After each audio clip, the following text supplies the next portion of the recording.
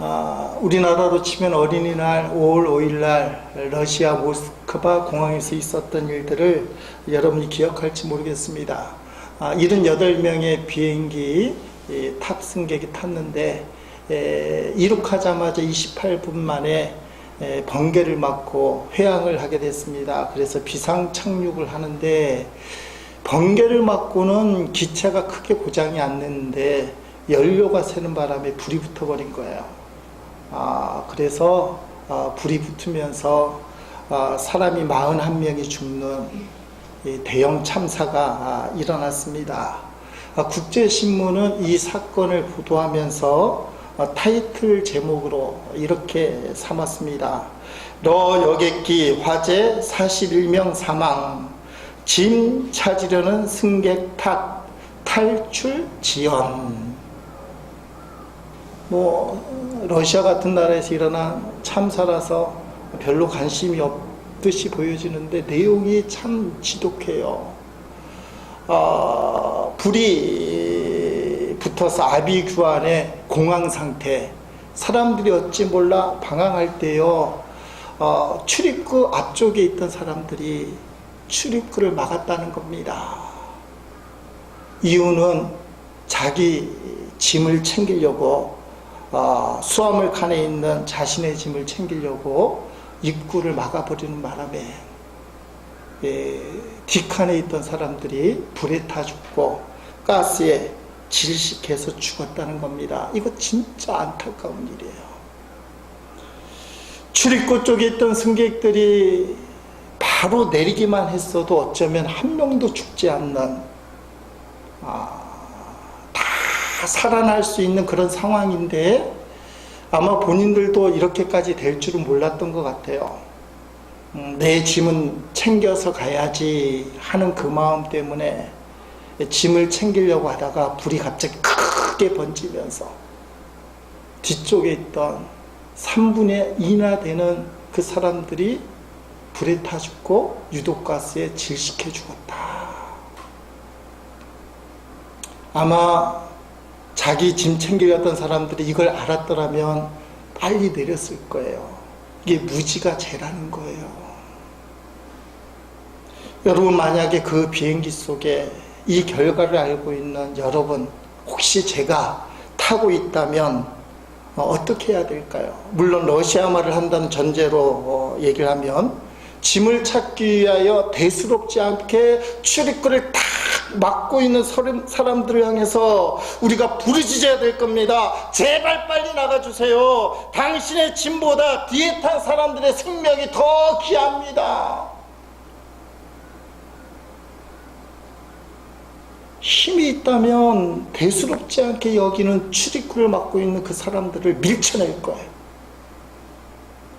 그 사람들은 뒤에 사람이 죽는 줄 모르기 때문에 별일하는 것처럼 막아섰지만 결과적으로는 41명이나 되는 생명이 죽는 거예요. 그걸 알고 있는 저 같으면 힘으로라도 밀쳐내서 그 사람들을 떨어뜨리고 뒷사람들이 나오도록 길을 열어줄 겁니다. 여러분, 이게 무엇인가 알고 있는 사람들의 사명, 뻔히 알고 있으면서도 죽게끔 내버려 둔다면 그게 나쁜 사람이에요. 구약에 나오는 선지자들의 역할이 마치 이와 같습니다. 타락할 대로 타락해서 그 이스라엘을 그대로 방치하면 다 죽는 거예요. 하나님 앞에 버림받고 강대국들에 치여서 나라는 쫄딱 망하고 다 죽게 된 것을 뻔히 보고 있을 때 하나님의 선지자들이 두 손과 두 발을 다 들면서 이대로 살아서는 안 됩니다. 하나님께 돌아와야 됩니다. 죄를 자복하고 하나님 앞에 바로 서야 됩니다. 그것이 바로 선지자의 사명이고 하나님 아버지의 마음이에요. 죄를 지으면서도 대수롭지 않게 생각하는 사람들을 향해서. 우리가 읽은 본문 에레미야라는 사람은 주전 630년부터 580년 사이에 활동한 사람입니다. 이 시대는 북이스라엘이 멸망당한 후에 주전 721년에 멸망당하니까 멸망당하고 한 40년쯤 있다가 활동을 하고, 아직은 남유다, 이스라엘이 남북에 갈라졌던 시대가 있는데 남유다는 멸망하지 않는 그 시대, 그 시대에 에레미야가 활동을 했어요. 에레미야는 얼마나 눈물을 많이 흘렸는지, 눈물의 선지자. 우리가 이제 당분간 에레미야서를 묵상할 텐데, 에레미야가 왜 눈물을 흘립니까? 하나님의 눈물을 대신 흘려주는 거예요. 우리는 자기 연민 때문에, 나 때문에 눈물 흘리지만 하나님의 마음으로 눈물을 흘리는 거.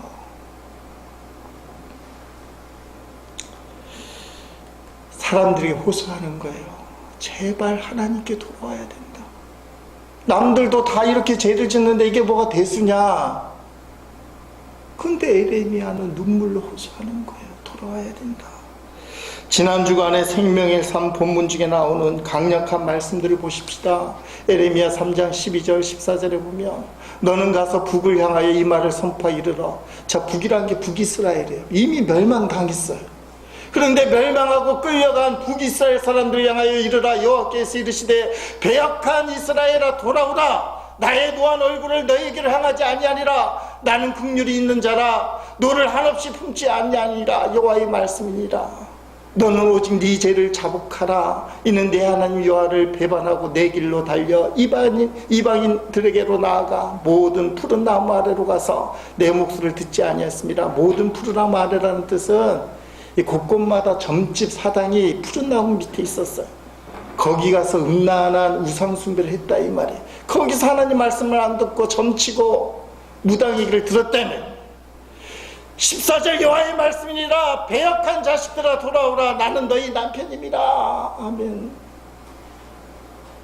여러분, 이 말씀 알고 보면 기가 막혀요. 어쩌다가 북이스라엘이 멸망당했다는 거예요. 도대체 이제는 사람의 방법으로 돌이킬 수가 없어요. 나라가 쫄딱 망했는데, 아니 어떻게 나라를 다시 회복할 수 있는가? 근데 하나님이요, 그 망한 북이스라엘 향해서 죄를 자복하고 돌아오라. 인간은 끝이에요. 나라가 망하면 이건 끝이라고 생각을 해요. 절망의 자리. 근데 그 절망의 자리에서 하나님이 돌아오라고 그래요. 인간의 끝이 하나님의 시작이다. 인간의 끝이 하나님의 시작이다. 그러니까 내가 끝이 났다고 생각하는 그 자리에서도 하나님을 포기하지 말고 하나님만 붙들어라. 많은 성도들이 인생의 끝장에서 실패하는 경우가 많아요. 아니, 내가 하나님 믿어봤더니 어떻게 이런 결과물이 생길 수 있느냐. 내 인생이 이렇게 쫄딱 망하고, 건강이 이렇게 실패하고, 자녀들이 이렇게 실패하고, 내 인생이 어쩌다 이렇게 멸망의 구렁텅이에 빠질 수 있느냐. 이래도 하나님이 계시냐? 이래도 하나님이 계시냐? 떠나버려요. 그때 하나님을 봐야 됩니다. 거기에도 하나님이 계셔요. 내가 실패하고 내 죄 때문에 인생을 망친다 할지라도, 믿음이 약하니까 하나님 뜻대로 산다고는 하지만 결국은 내 욕심 때문에 인생이 완전히 절단이 났어도 하나님이 말씀하시잖아요. 배역한 자들아 내게 돌아오라. 그러므로 인생이 끝이라고 생각하는 그 순간에도 우리가 붙들어야 될 분은 하나님이다. 그러면 역전의 기회가 주어져요. 역전의 기회. 하나님이 일하기 시작한다는 것입니다. 지난 월요일날 교육자회 겸 감리사 이침 예배를 드리고 목사님들하고 얘기하는데, 어떤 선배 목사님이 이런 말씀을 해주시는 거예요. 그 목사님이 그렇게까지 그런 경험이 있는지는 안 들어봤는데, 죽을 고비를 넘기고 숱한 일들을 당하다 보니까 이제는 겁나는 게 없다. 겁나는 게 없다. 저는 그 이야기가 이렇게 들렸어요. 세상이 무섭지 않다. 하나님만 붙들면 된다. 세상에서 당해볼 거 다 당해봤다는 거예요. 죽을 고비까지 당해봤다는 거예요. 기껏해야 죽는 것밖에 더 있냐 이거예요. 그러니 나는 하나님만 붙들겠다. 하나님만 탁 붙들면서 살겠다. 세상이 무서울 게 없다. 여러분, 하나님만 보이는 사람, 망하고 싶어서 망하는 사람이 어디 있겠어요? 망하고 싶어서 망하는 국가가 어디 있겠어? 아니 왜 북이스라엘이 망하고 싶어서 망하겠어요? 망하지 않기 위해서 끝까지 몸부림치고 노력하고 애쓰고, 여러분도 지금 붙들고 있는 게 안 망하려고, 실패하지 않으려고, 뭔가 해보려고, 저도 목사니까 우리 교회가 부흥하려고 애쓰고 노력하는 거 아닙니까? 그런데 왜 망합니까? 왜 북이스라엘이 망했습니까? 그 이유가 2장 13절에 나옵니다. 뭐라고 말씀합니까? 내 백성이 두 가지 악을 행하였네. 넘겨보세요. 곧 그들이 생수에 근원되는 나를 버린 것과 스스로 웅덩이를 판 것인데 그것은 그물을 가두지 못할 터진 웅덩이들이니라. 아멘. 하나님 보시기에 두 가지 악이 있습니다. 생수의 근원 되시는 하나님을 버렸다. 그리고 스스로 터진 웅덩이를 팠다. 이스라엘이 하나님을 버렸어요. 오늘 본문 17절에 공동복음에 보면 이렇게 나와요. 왜 이 꼴이 되었는지 알고 있느냐? 왜 나라가 망했는지 알고 있느냐? 너희를 이끌어주던 여호와 너희 하나님을 저버리고서야 어찌 이 꼴이 되지 않겠느냐? 우리가 이 말씀을요, 초신자가 교회 한 몇 달, 몇 년을 다니다가 하나님 포기하고 세상을 쫓아갔다, 이렇게 해석하면 안 돼요. 왜 그러냐면 이스라엘 백성은 하나님 신앙이 몸에 완전히 젖은 사람들이에요. 모세의 출애굽 이후부터 이스라엘 역사 긴 오랜 세월 동안에 하나님 신앙을 교육했고, 태어나자마자 모세오경을 세마 교육을 통해서 교육받았고, 평생을 타락했어도 이스라엘이 망할 때에도 예배는 존재했고 하나님이 어떤 분인지 머리로 알고 있었고, 그들은 여전히 기도하고 있는, 겉으로는 하나님 믿는 백성이었다는 거예요. 요새처럼 몇 달 교회 다니다가 교회 별 볼 일 없네 하고 떠나는 사람이 아니라 수많은 역사 동안 하나님 신앙에 젖어 있었던 이 사람들이 하나님을 버렸다는 거예요. 저버렸다. 그 뜻이 무엇입니까? 살아계신 주님에 대한 믿음이 식어졌다는 거예요. 겉으로는 종교의 형태를 다 갖추고 있었지만 하나님은 정말 살아계실까? 너무 오래 믿다 보니까. 그러니까 오래 믿다 보는 사람들이 이 함정에 빠져요. 잘 아는데 하나님은 정말 살아계실까?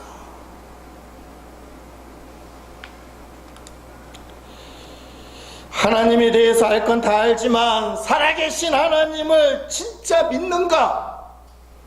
진짜 그 하나님이 살아계심을 믿는가? 여러분, 이게 진짜 신앙이냐 가짜 신앙을 가늠짓는 거예요. 내가 하나님을 알고 있고 교회를 다니고 있고 기도를 하고 있는 거. 금요일날 생명의 삶을 묵상하다가 쇼킹했어요. 하나님이 이스라엘에게 하도 우상숭배, 그게 영적인 간음을 하다 보니까 가뭄이란 심판을 줬어요. 가뭄, 벌을 준 거예요. 깨달으라고. 그랬더니 이스라엘 백성들이 그 상황에서 뭐라고 얘기하는 줄 아십니까? 예레미야 3장 3절부터 5절 말씀해 보니까 이렇게 돼요. 그러므로 이른 비가 오지 않고 늦은 비도 내리지 않는데 하나님이 이제 벌을 주신 심판. 근데 이스라엘이 뭐라고 하는지 알아요? 너는 창녀처럼 뻔뻔스러운 얼굴을 하고 부끄러워하지도 않았다. 지금 너는 나를 아버지라고 부르면서 오랜 친구라고 하면서 하나님은 끝없이 화를 내시는 분이 아니다, 언제까지나 진노하는 분이 아니다 하면서 온갖 악행을 마음껏 저질렀다. 하나님을 너무 잘 알아요. 우리 하나님은 내가 어렸을 때부터 내가 섬기던 나의 하나님 아버지입니다. 나의 오랜 친구입니다. 하나님 맞지요? 하나님이 언제까지 화를 내시는 분입니까? 언제까지 진노하시는 분입니까? 하나님은 끝까지 진노하는 분이 아닙니다. 그 진노를 푸셔서 우리를 사랑해 주시는 하나님 아버지입니다. 요새 우리가 기도하는 거하고 똑같잖아요. 알고 있어요. 근데 하나님이 그 진단 제일 마지막 말씀에 뻔히 알면서도 너는 돌이킬 생각을 하지 않고 온갖 악행을 마음껏 저지르고 있다. 마음껏. 심한 말로 얘기하면 알기는 잘 알아. 알기는 잘 알아. 저기 보니까 하나님을 아버지라 부른다는 건 기도하고 예배한다는 거예요. 하나님을 아버지라 부르면서 예배하고 기도하고 신앙생활을 하는 것처럼 보여. 그런데 하나님의 살아계심을 안 믿어. 말로는 하나님을 설명을 해요. 하나님의 진노가 영원하지 않아. 하나님은 사랑의 하나님이니까 이 가뭄을 반드시 돌이켜줄 거야. 그러면서도 그 하나님을 믿는 게 아니라 자기의 욕심을 위하여 온갖 악행을 마음껏 계속 저지르는, 자신의 죄를 돌이킬 생각은 하나도 하지 않고 자기가 믿는 하나님을 빙자로 자기 스스로 자유함을 선포하는 사람들. 여러분, 이거 사실은 가슴이 지릴 정도로 아픈 얘기예요. 남 얘기가 아니잖아요. 요새 말하는 싸구려 복음, 값싼 복음. 요새 예수 영접에 대해서 고민을 해야 된다고 목소리가 높여요. 사형리 하나 갖다 주고는 예수님 구주로 영접하십니까? 아멘 하고는 그 사람을 영접시키는 바람에 예수 그리스도를 확실히 믿지 못하는 성도 만드는 바람에 싸구려 복음을 전하는 바람에 입만 살아있는 성도들이 판을 치는, 그 성도들이 평생에 진짜 한 번 예수도 안 믿었는데도 집사되고 권사되고 심하게 얘기되면 장로님 되고 목사 되고 평생 한 번도 예수님을 진짜 만나지 못한 그 사람이 교회 다니는 지도자가 되고,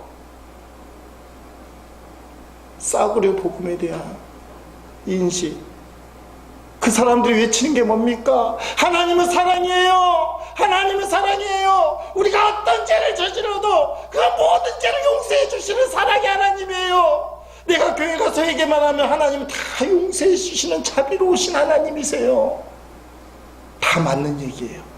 근데 핵심이 뭐예요? 자신의 죄를 돌이킬 생각을 안 해요. 하나님은 좋은 하나님, 용서의 하나님, 자비의 하나님, 진노를 거두신 하나님, 그 하나님 앞에 울면서 눈물 콧물을 쏟았고 회개하고는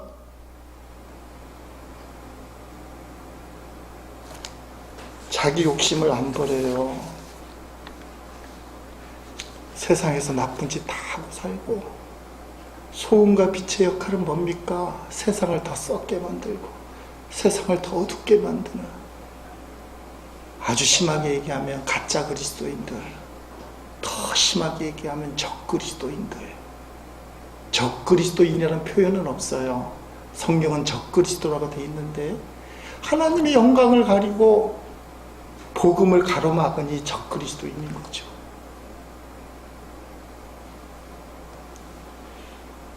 북이스라엘이 멸망한 거는 신앙의 모습이 없어서가 아니에요. 예배를 하고 주님을 표현하고 그 수천 년 동안 하나님을 믿었기 때문에 하나님이 어떤 분인지 알고 있어요. 근데 살아계신 하나님에 대한 신앙 고백이 진짜로 없었던 거예요. 그게 생수의 근원 하나님을 떠난 것이다. 생수의 근원 하나님을 떠난 것이다. 오늘 저와 여러분의 신앙이 겉으로 보이는 신앙으로 결정되는 것이 아니라 내 안에 생수의 근원이신 하나님이 살아계신가? 19절 말씀이 이렇게 얘기하죠. 네 악이 너를 징계하겠고 네 반역이 너를 책망할 것이라. 그런즉 네 하나님 여호와를 버린가? 네 속에 나를 경외함이 없는 것이 악이요 고통인 줄 알라. 하나님을 경외하는 것이 없는 게 악이요 고통인데, 아주 심각한 것은 하나님을 경외하지 않는 게 고통이 아닌 사람들, 살아계신 하나님에 대한 느낌이 없어도 별로 문제가 없는 사람들. 여러분, 교회에 성령의 역사가 없어도 교회가 잘 돌아간다. 잘 돌아갈 수 있죠. 우리끼리 조직을 하고 계획을 세우고 일을 꾸려나갈 수 있죠. 주님의 교회일까요? 우리의 교회일까요? 주님이 없어도 교회가 잘 돌아간다. 그게 악이라는 거예요. 하나님을 경외하는 것이 없어도 가슴 아파하지 않고, 그게 얼마나 문제가 있는지 깨닫지 못하는 거.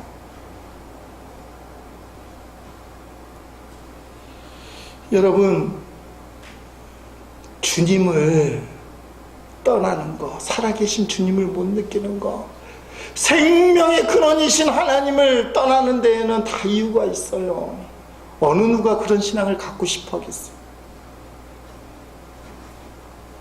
어떤 성도가 일부러 하나님을 떠나는 사람이 있겠어요?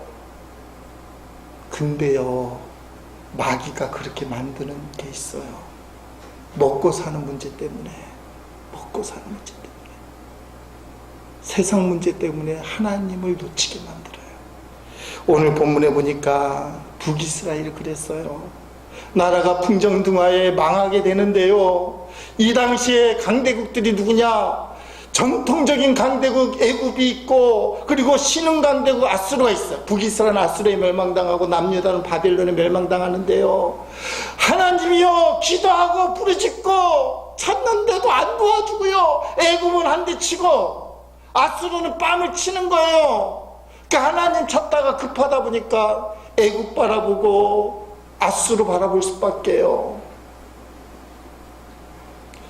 그게 에레미야 2장 18절 말씀에 그렇게 나와요. 에레미야 2장 18절에 이렇게 얘기합니다.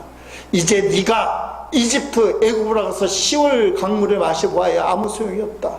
급하니까 애굽에 내려가는 거예요. 가서 외교를 펼치는 거예요. 우리 잘해봅시다. 우리 아수르 반대합니다. 애굽하고 아수르는 강대국끼리 싸우니까. 근데 그게 소용이 없어요. 아수르에 가서 유프라tes 강물을 마셔봐도 아무 소용이 없다 하면, 이스라엘이 얼마나 노력한지 몰라요. 애굽도 찾아가고 아시리아도 찾아가서 현란한 외교전을 펼치고 나라를 지키기 위해서 몸부림쳤다는 거예요. 요새 말로 하면 한국이잖아요.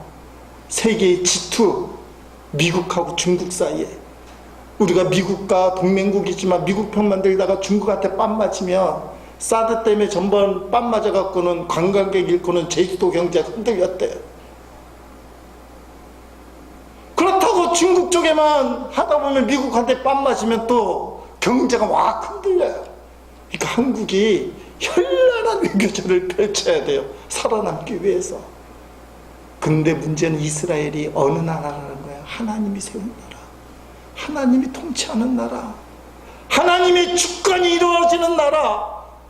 아니, 북이스라엘이 알고 있어요. 이 조국의 운명은 하나님 손에 달렸다. 그런데 눈에 보이는 힘이 더 세 보이는 거예요. 중국이 더 세 보이고 미국이 더 세 보이고 하나님은 저 멀리서 관심도 없는 것처럼 보이고, 그러니까 빨리 애굽에 가서 외교를 펼치고 아수르 찾아가서 애굽을 펼치다 보니까 어느 순간에 뭘 놓쳐요?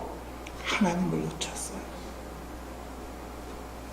자, 이제 기본으로 돌아와서 얘기해 봅시다. 아수르 먼저, 애굽 먼저 찾아야 돼요? 누구 먼저 찾아야 돼요? 하나님. 고개 끄덕이지 않는 분은 좀 반감이 있으신 분인가 본데, 아니 이게 원칙이잖아요. 성도는 누구부터 찾아야 돼요? 하나님. 근데 살다 보면 먹고 사는 문제 때문에 하나님이 쓱 뒤로 가요. 목사도 사실 그래요. 어느 순간 하나님이 뒤로 가요.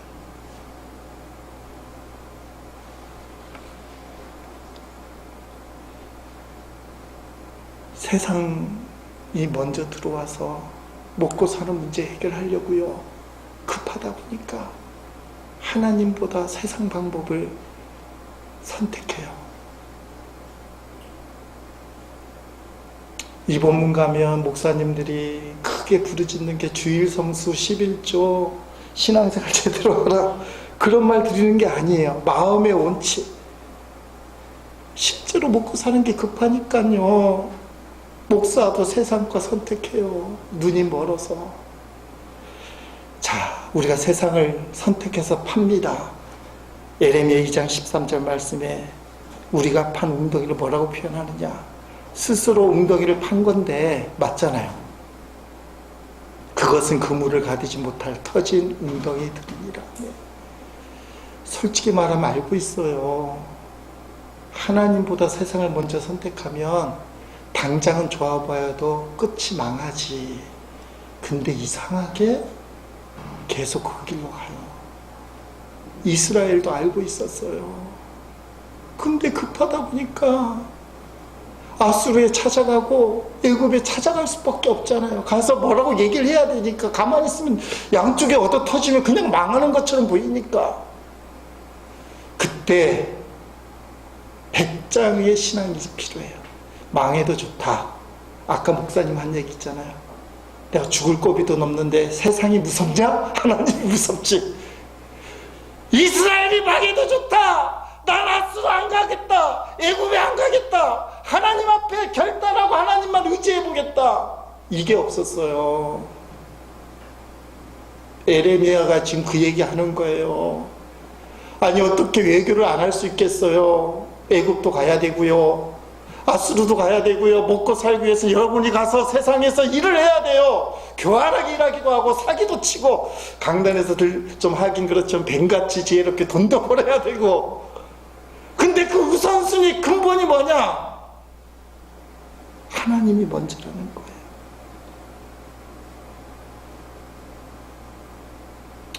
먹고 사는 세상 문제 때문에 내가 웅덩이를 팠는데 결국은 그 웅덩이는 물이 고이지 않아요. 만약에 물이 고인다면 주님이 주신 게 아니잖아요.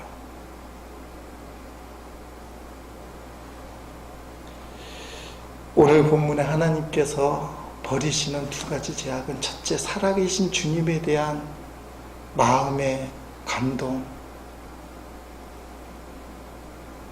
알 건 다 알아요. 이스라엘이 다 알아요. 예배도 드리고 기도도 해요. 근데 하나님을 안 믿기 때문에 자신을 돌이키지 않아요. 두 번째, 먹고 사는 문제 때문에 급하다 보니까 하나님이 먼저인 줄 알지만 자기도 모르게 세상 걸 먼저 취해요. 이게 하나님께 버림받는 제약인데, 이걸 조금 한마디로 얘기하면 살아계신 하나님을 믿지 못하고 세상 방법을 취한다.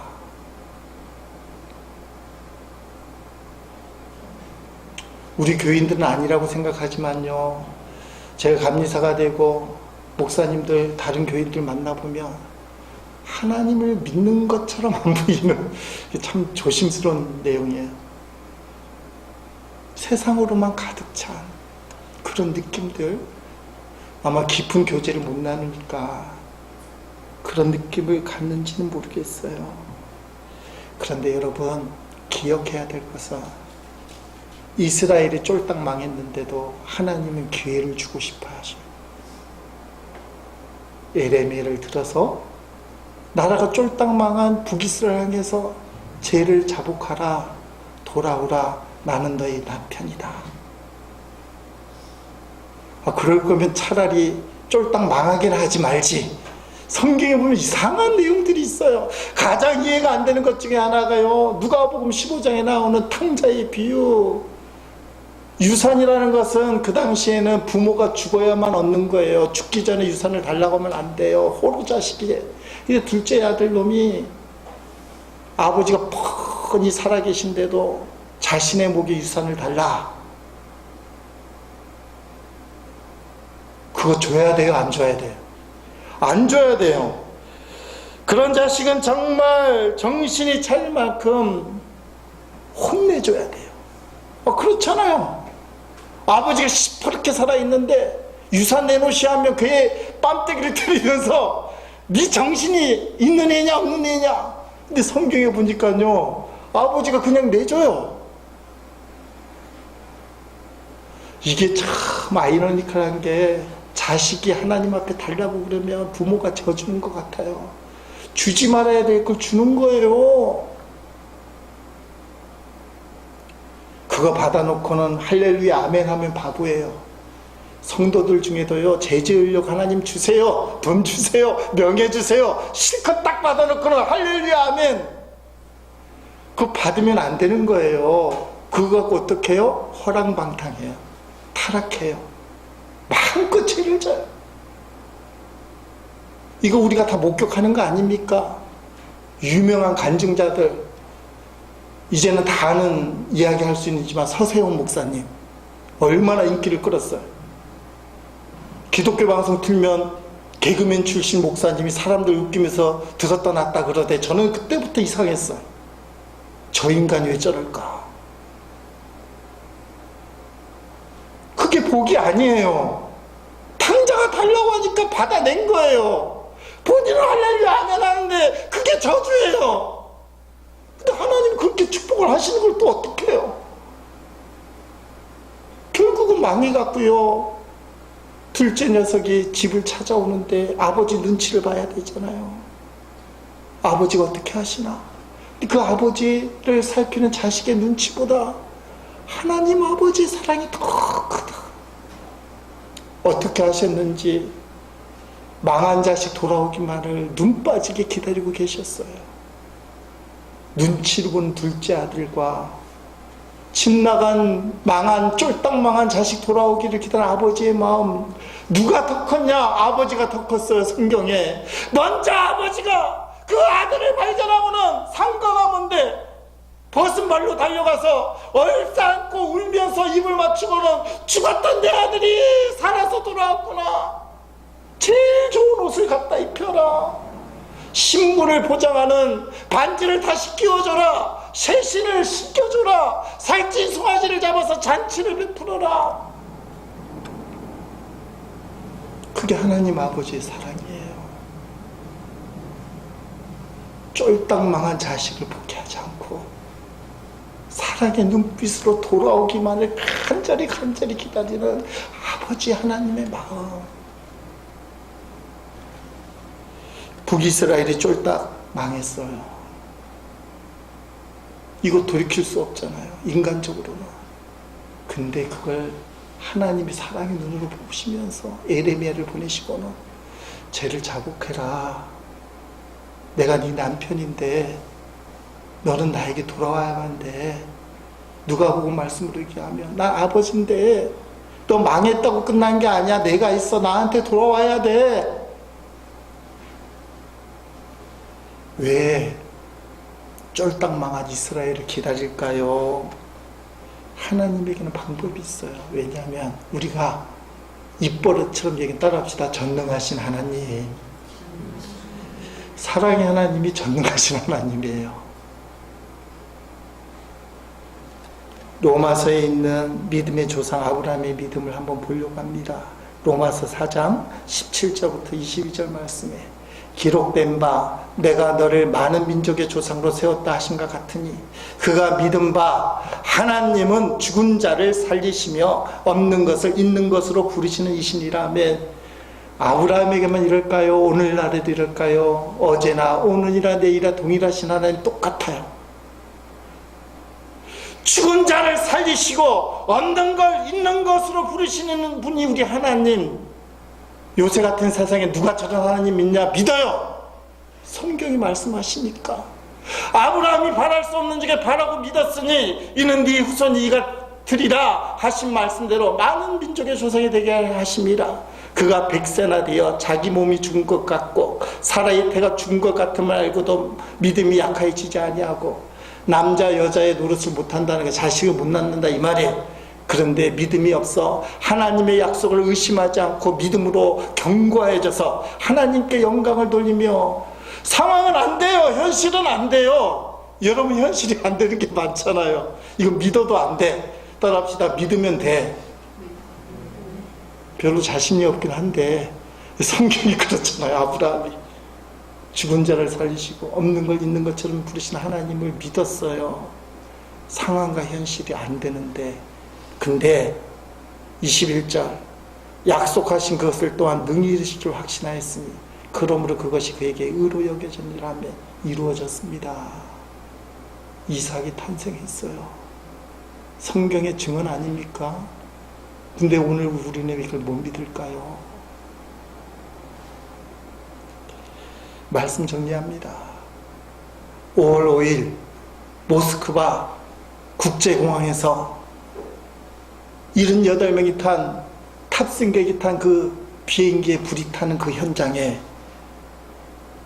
몇몇 사람들이 자기 짐을 챙기려고 입구를 탁 가로막고 있을 때 가만히 놔두면 41명이나 죽는 상황을 뻔히 알고 있는 저와 여러분이라면 그 사람들 향해서 뭐라고 얘기해야 됩니까? 당신이 이러면 안 돼. 당신의 짐이 얼마나 중요한지 모르지만 그 짐 때문에 사람의 생명을 죽일 수는 없어. 당신은 빨리 이곳을 나가야 돼요. 억지로라도 해야 된다는 겁니다. 동일하게 세상 짐만 붙들고 살려는 사람들에게 뭐라고 해야 됩니까? 당신은 세상 짐이 전부라고 생각하지만 그게 전부가 아니야. 진짜 중요한 것은 영생이고 천국이. 회개하고 예수를 믿어야 돼요. 안 그러면 당신은 망치는 인생이야. 성경이 증언합니까? 당신 생명이 세상에서 제일 중요해. 이 말도 할 수 있어야 됩니다. 하나님을 배신하고 타락한 이스라엘 백성에게 나라가 망했는데 무슨 소용이 있냐는 그 상황에서 하나님은 예레미야를 통해서 너희 죄를 자복하고 돌아오라. 아버지께로 돌아오라. 왜요? 살려줄 테니까. 오늘 우리가 말씀을 들었어요. 하나님께 버림받는 죄 두 가지. 살아계신 주님을 진짜 믿는가? 두 번째, 먹고 사는 문제 때문에 알면서도 하나님의 뜻을 어기고 세상 방법을 취하지 않았는가? 당장 급하니까. 근데 그게 터진 웅덩이인 줄 알면서도 계속 스스로 웅덩이를 파는 건 아닌가? 자기 자신을 돌아보십시다.